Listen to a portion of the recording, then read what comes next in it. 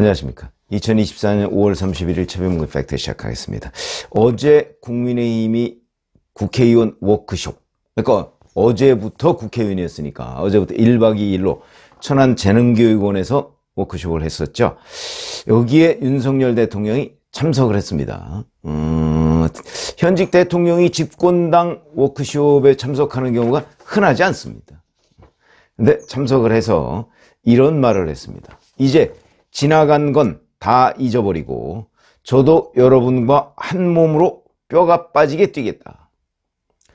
우리가 한 몸이 돼서 나라를 지키고 나라를 개혁하고 국가의 미래를 위해서 이 나라를 발전시키는 그런 당이 돼야 된다.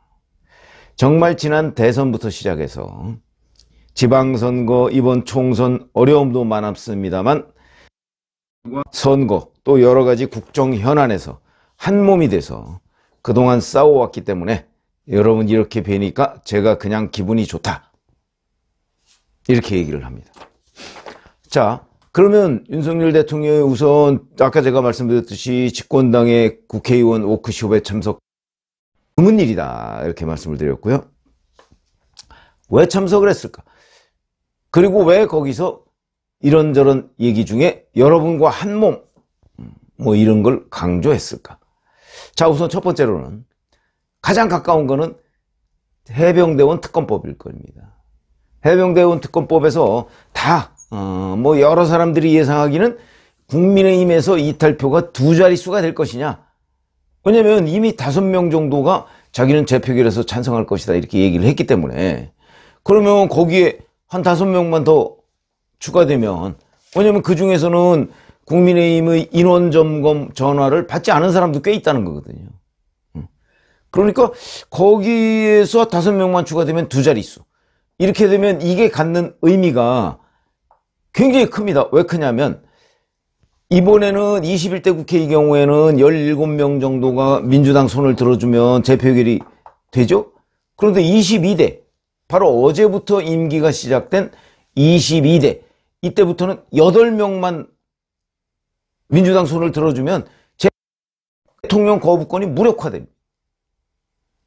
그렇기 때문에 바로 8표를 넘느냐, 물론 의원은 다르죠. 21대와 22대가.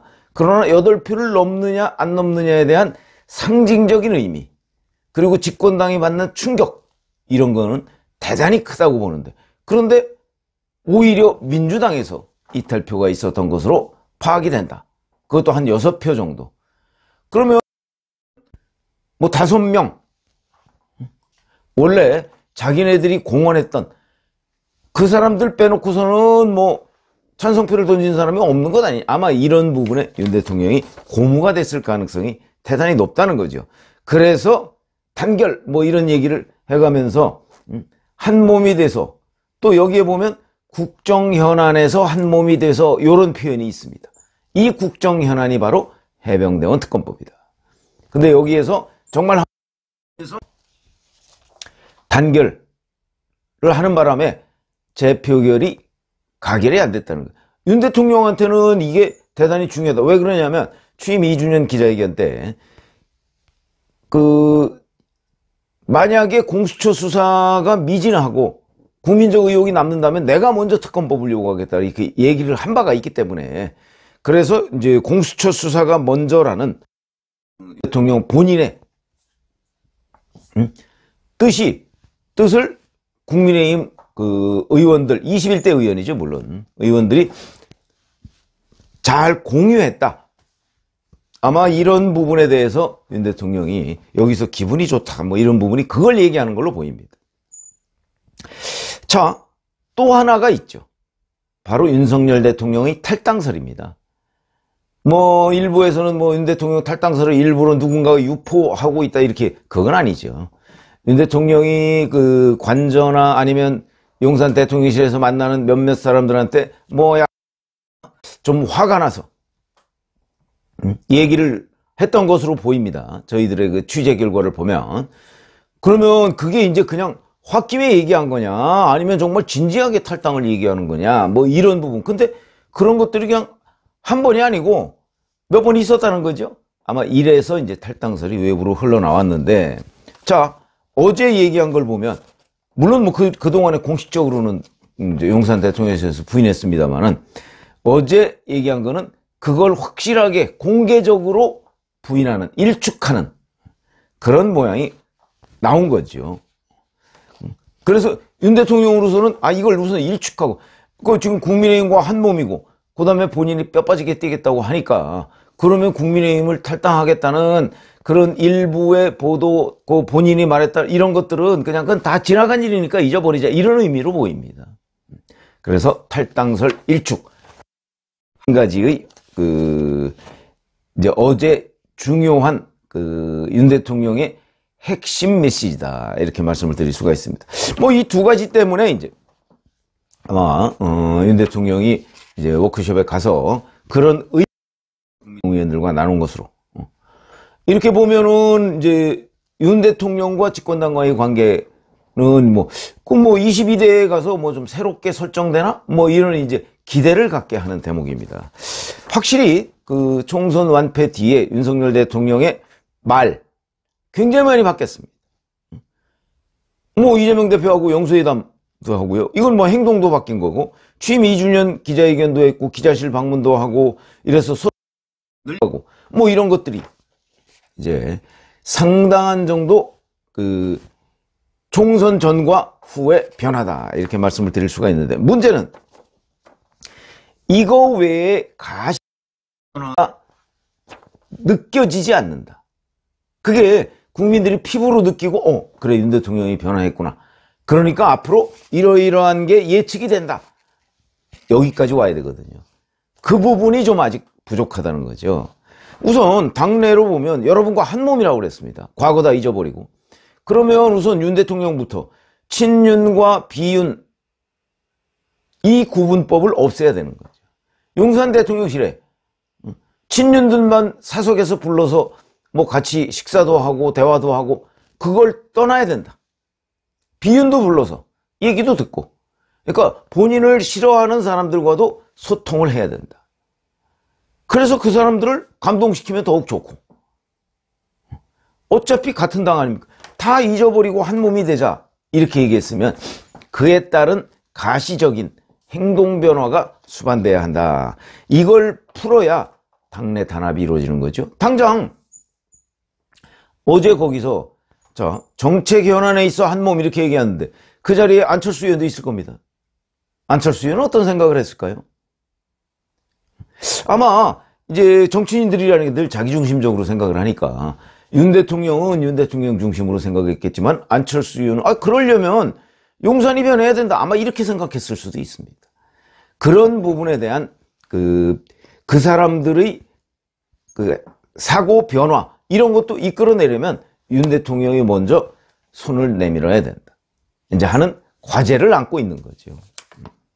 그 다음에 또 하나가 바로 한동훈 전 비대위원장과의 갈등입니다. 아직도 해소가 안 된 것으로 보입니다. 이거는 뭐 누구 때문이다라고 얘기할 수는 없지만, 왜냐하면 그거는 각자 뭐 서로 상대방 때문이라고 얘기를 할 거거든요. 그러나 기본적으로는 윤 대통령이 이 당의 어른인 것만은 틀림없는 거 아닙니까? 1호 당원이라고 흔히 얘기하니까. 그렇다면 윤 대통령이 이 문제를 선제적으로 풀어야 된다. 최소한도 뭐 한동훈 전 위원장과의 갈등을 완전히 없는 거로 풀면 더욱더 좋지만, 그게 아니라면 적어도 각자의 위치에서 최선을 다하는 쪽으로. 그러니까 그냥 윤석열 대통령은 윤석열 대통령이고, 한동훈 전 위원장은 한동훈이고, 서로 상대의 언행이나 이런 부분에 대한 간섭을 최소화하는 것도 하나의 방법이다. 이 관계도 정립해야 된다. 보다 더 중요한 거는 이재명 민주당 대표와의 관계 정립이죠. 이재명 대표가 뭐 지금 맞춤형 당원 개정 뭐 당연한 거죠. 뭐든지 이재명 대표가 하고자 하면 민주당에서 안 되는 일이 없습니다. 당원 개정 뭐 물론이고, 뭐 당대표 연임 물론이고요. 그 다음에 뭐 지방선거 지금 당원 개정의 요체는 본인이 만약에 이 8월에 그 당대표에 연임됐을 때 1년, 그러니까 대선 1년 전에 그 대표직을 내놔야 되거든요. 그러면 2026년 3월에 내놔야 되는데 이번에 연임되면 2026년 8월까지 그 임기입니다. 근데 한 5개월 정도 먼저 내놔야 되죠. 그게 싫은 거죠. 왜? 그렇게 내놓으면은 2026년 6월 지방선거 공천권은 자기가 가질 수가 없는 거니까. 그때 또 친명을 대거 등용해서 이 당을 더욱더 이재명이 민주당으로 만들어서 아예 뭐 대선 후보 2027년 대선 후보는 경선 이런 거 필요 없고 그냥 이재명이냐 아니냐 이재명 찬반 투표로 가져가려고 하는 거 아닌가요? 그런 계획이 있습니다. 그런데 이 계획이 성공할 수 있을까? 지금처럼 하면 성공하죠. 근데 이게 이제 성공할 수 없는 경우 그거는 윤석열 대통령이 지지율을 지금보다 훨씬 끌어올렸을 경우 성공 못할 겁니다. 저는 이재명 이게 참 딜레마인데 이재명 대표의 1급 체제가 이렇게 지금 뭐 내외로 당내외로 뭐 거의 기정사실처럼 된 이유 중에 하나는 바로 윤석열 대통령과 국민의힘의 지지율이 너무 낮기 때문입니다. 그러니까 심하게 얘기하면 윤석열 대통령 믿고 이재명 대표는 국민 눈높이에 어긋나는 행동을 마음대로 해도 문제가 없다는 거죠. 지지율이 안 떨어집니다. 지지율이라는 건 상대적인 거죠. 그렇기 때문에 제가 보건대는 이재명 대표와의 관계 정립에서 가장 중요한 거 역시 윤석열 대통령의 지지율 관리다. 지지율을 올리려면 어떻게 해야 되느냐? 그건 뭐 용산 대통령실에서 잘 알겠죠? 윤 대통령이 그런 부분을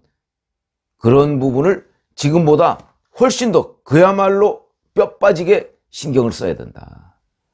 근데 그렇지 않으면 이렇게 지금 이제 말은 상당히 많이 바뀌었는데 그거를 바뀐 말을 유권자들이 확인을 해야 됩니다. 이 과정이 필요한 거죠. 그거를 윤 대통령 스스로 확인을 시켜줘야 된다. 그럴 때 지지율이 올라가죠. 저희가 제 방송을 아마 계속 들으시는 분들은 아시겠지만 저는 자기 희생을 얘기했습니다. 윤석열 대통령이 좀 지금보다 훨씬 더 포용적이고 자기 거를 내놓을 줄 아는 이런 부분에서 지지율이 올라갈 것이다. 이렇게 판단이 됩니다. 고맙습니다.